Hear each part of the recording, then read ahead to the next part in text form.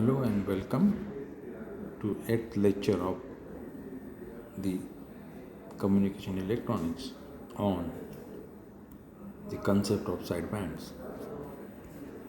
In today's lecture, we will discuss about the sidebands and frequency spectrums of it in amplitude modulation and the power distributions in the sideband and carrier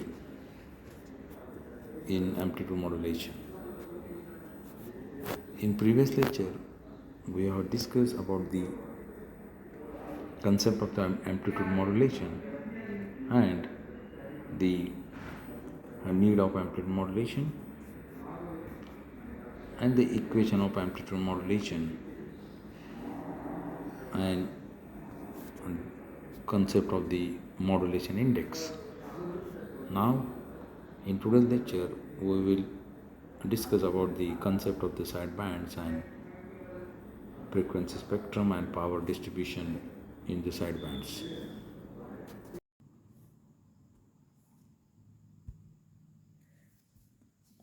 Before discussing the sidebands and frequency spectrum, let us discuss the topics covered in previous lecture. In previous lecture, we have discussed about the amplitude modulation. As you know, there are main classification of the modulation are continuous wave modulation and pulse modulation. The continuous wave modulation techniques are further divided into amplitude modulation and angle modulation. And as you know, a continuous wave goes on continuously without any intervals, and it is the baseband message signal which contains the information. This wave has to be modulated. According to the standard definition of the amplitude modulation, the amplitude of the carrier signal varies in accordance with the instantaneous amplitude of the modulating signal, which means the amplitude of the carrier signal which contains no information varies as per the amplitude of the signal at each instant which contains the information.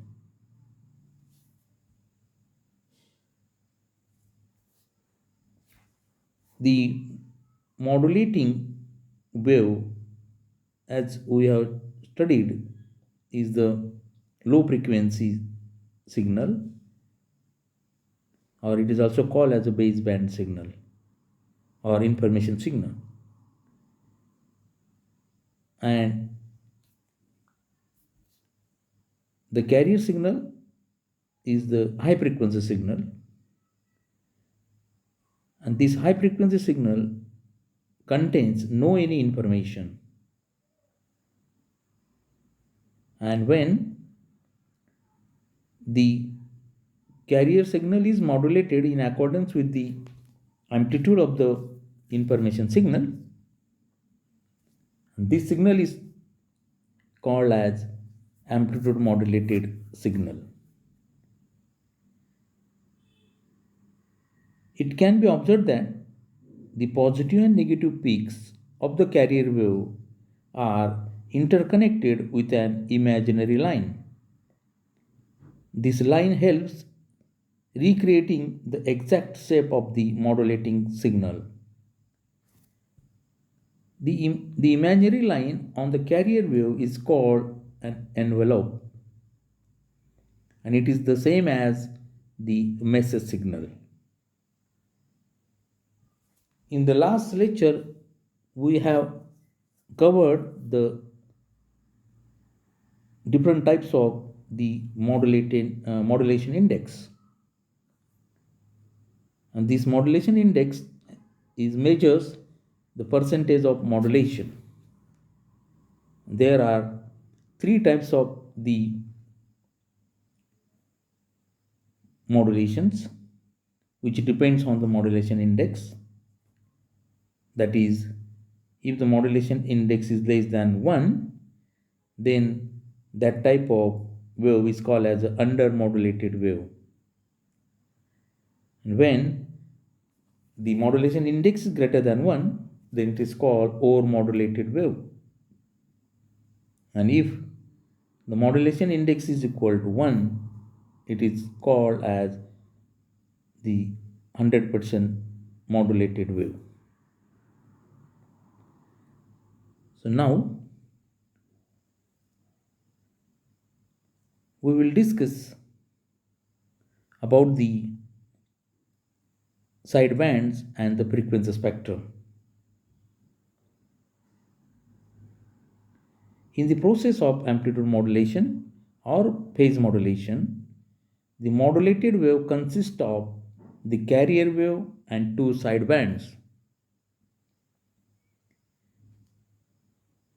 The modulated signal has the information in the whole band except at the carrier frequency.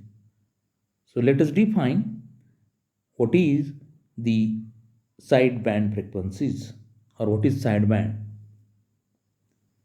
A sideband is a band of frequencies containing power which are the lower and higher frequencies of the carrier frequency.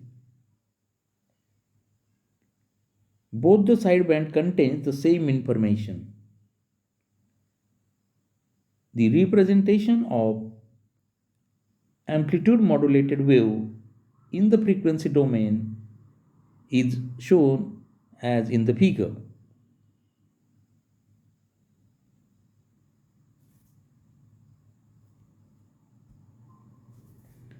Now we shall discuss about the how the sidebands frequencies are produced. Now let us consider this equation to study the frequency spectrum.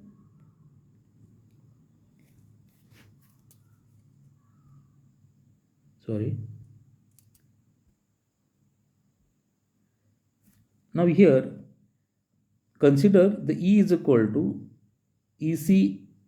Now this equation EC in bracket 1 plus MA cos of omega mt into cos of omega ct, as this equation is already derived in previous lectures. Here this E is the voltage of the modulated signal that can be write in terms of equal to EC in bracket 1 plus MA cos of omega t into cos of omega ct, where this MA is the modulation index. After solving this, we will have this equation, that is E is equal to EC cos of omega ct plus MA EC cos of omega mt cos of omega ct. Now using the trigonometric identity, cos A into cos B is half into cos of A plus B plus cos of A minus B. Using this identity, this above equation becomes, we have this type of equation as E is equal to EC cos of omega ct plus apply this identity to this term, and this gives the equation becomes this, applying this identity, and we will have this equation. Now after solving this equation, rearranging these terms or multiplying this separately to the bracket, the equation is this E, this is the, you can write this as small e. Now you use the small e is the voltage of the modulated wave is given by like this. Here in this case, the first term is the original carrier signal with the angular frequency omega c. Second term is the upper sideband frequency and which is have the frequency omega c plus omega m, and third term lower side band with the frequency omega c minus omega m. So we have these three frequencies of the signals. So it is observed that lower side band LSB and upper side band USB are located in the frequency spectrum on either side of the carrier at a frequency interval of omega m.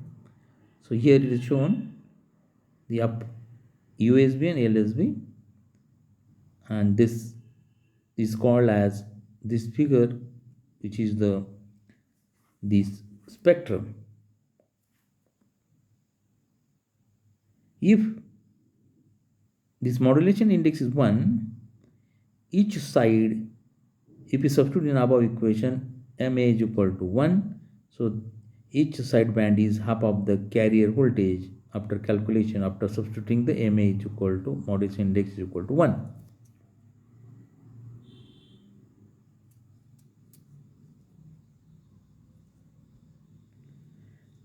Now let us discuss about the applications of the SSB modulation,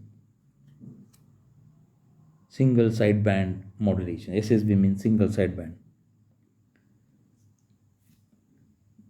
The applications of SSB of modulations are here for power saving requirements and for low bandwidth requirements. This modulation is required. SSB modulation is required.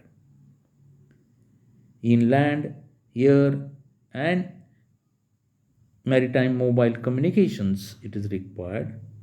For point-to-point communication, radio communication, for television, telemetry, and radar communication, and in military communications, this type of SSB modulations are required. What are the advantages of this modulation, SSB? For transmission of more number of signals is possible by using this type of SSB modulation, and the high power signals can be transmitted and the noise is less in this transmission. Now what is the double sideband? In this figure we can see that this upper sideband and lower sideband, as already seen in the previous slide, is that the frequency upper sideband is a FC plus FM and lower sideband FC minus FM. So both sidebands in the image contains the same information as already told in previous slide. Then what do you mean by DSB-FC? It is nothing but the double sideband full carrier system. So in this case, the position of the carrier is shown and the sideband's positions are shown with the frequencies. The transmission of such a signal which contains a carrier along with two sidebands. Now we shall discuss about the power distribution in amplitude modulation. As in the expression of amplitude modulation wave, it contains a modulated wave has a carrier and two sidebands. To communicate by radio, the amplitude modulated signal is amplified by a power amplifier and fed to the antenna. The total transmitted power divides itself between the carrier and LSB and USB. So total power is divided like this, and that is PC plus PUSB plus PLSB. So the total power is power in carrier PC plus power in USB means upper sideband and power of lower sideband. So power dissipated by each component through antenna is proportional to the square of the amplitude. So therefore, the carrier power can be write as PC is equal to K is since proportionality constant into EC square, where capital EC is the amplitude of the carrier wave.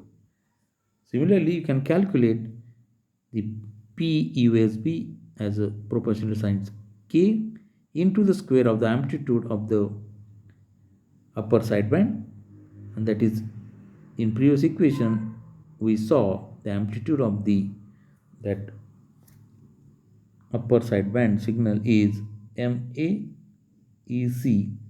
by 2, and that is square of this amplitude. So it value is now like this, K in bracket MAEC square by 4. Similarly, you can calculate for LSB power distribution. So the total power, after adding these three equations, we will have this equation K is square in bracket 1 plus MS square by 2. So as this first term is the K is square is the PC, so you can substitute PT is equal to PC in bracket 1 plus MS square by 2. Now for 100% modulation, if you consider the modulation index is 1, so the total power is 3 by 2 PC. So we have this equation PC is equal to 2/3 of total power. Means we can say the carrier carries the total out of the total power 2/3 of the total power. The power in sidebands can be calculated by using this formula K in bracket MA is square by 4. And after calculation, we will have this equation PC in bracket MA square by 4. And for MA is equal to 1, means for 100% modulation, the power in sidebands is 1/6 of total power.